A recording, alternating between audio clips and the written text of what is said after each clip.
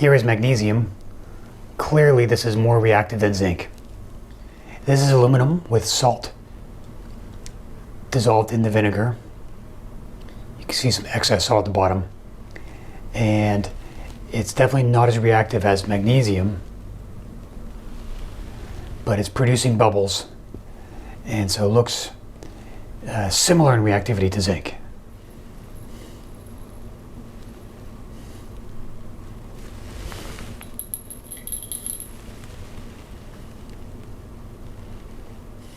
Okay, determining the results of this lab was not super clear cut, but I'll tell you what we got. Interested to hear what you got, and then of course we can look to see what the established reactivity series is. So if I draw a line like this, and this is reactivity series. So in this scale, the higher you go, the more reactive you are. So we got magnesium as the most reactive, copper as the least reactive, iron was the second least reactive. Then it was really tough to tell between aluminum and zinc. So I would say, in terms of what I was observing with my own eyes, it was basically the same thing.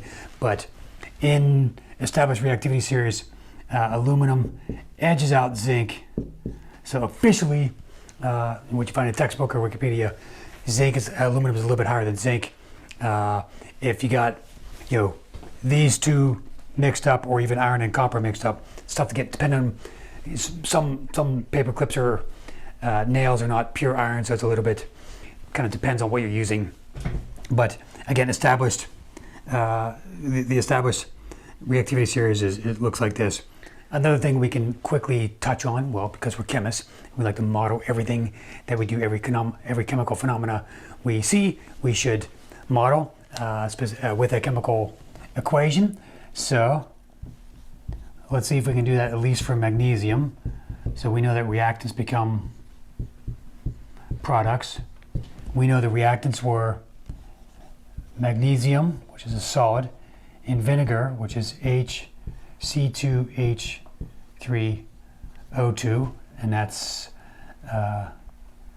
acetic acid, which is dissolved in water. So vinegar is actually only 5% of acetic acid. It's 5% of acetic acid, the rest is water. And I'll just draw my arrow here, and these become products. So what are the products? Well, we saw gas coming out, and you may have this instinct or sense that gas is probably this H, hydrogen gas. And so if you had that instinct, you would be correct. So H2 gas is popping out. And this leaves what's called magnesium acetate. So it's magnesium, C2H3O2, and that's dissolved in water. So you also may know what type of reaction this is. I'll give a little clue. If I call magnesium A, hydrogen B, and the acetic part of this acetic acid C, then what comes out is B and A and C are bonded. So this is A plus BC goes to B plus AC, and this is known as single displacement. That's known as a single displacement reaction.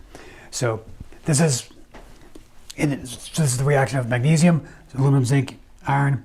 Copper didn't react at all, but they would all have the same form of single displacement reaction. So of course, chemical reactivity is only one of many properties that each element possesses. But this is what they did. They would just test out chemical reactivity. They would test out, electrical conductivity, maybe density, a whole bunch of other things. And each element then had a set of properties which no other element had. And so that's how you could tell if an element was a particular element or not. Second thing that was happening at this time was through the documentation of all these properties, groups of similar elements were beginning to emerge.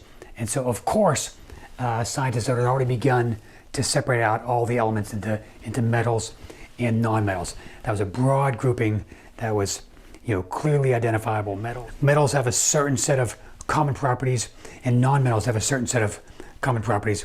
Another interesting thing, I touched on this before, is metals seem to only like to bond with non-metals and vice versa. So metals are less likely to bond with other types of metals than they are with non-metals. So another interesting question that we still have not answered, but we'll get to. So not only was this broad grouping kind of emerging, but even groupings amongst the metals and the non-metals were emerging. So amongst the non-metals, the halogens were clearly identified as a group. So that's chlorine, fluorine, chlorine, bromine, iodine. They were all scientists were beginning to see that these four elements deserve to be in a family or a group. Two other groups of metals, the alkali metals, sodium, potassium, lithium, sodium, potassium, rubidium, was starting to emerge. And then the alkaline earth metals, that's beryllium, magnesium, calcium, strontium, were also seen as having very similar properties and were grouped together. So all this was happening. Sense was starting to be made of this newly increasing amount of chemical elements that was causing a little bit of dissatisfaction or dis-ease in the chemical community. But like us, they were just testing and documenting, experimenting and running labs. And eventually, hopefully, this is what we all believe as scientists, that some sort of clearer picture emerges.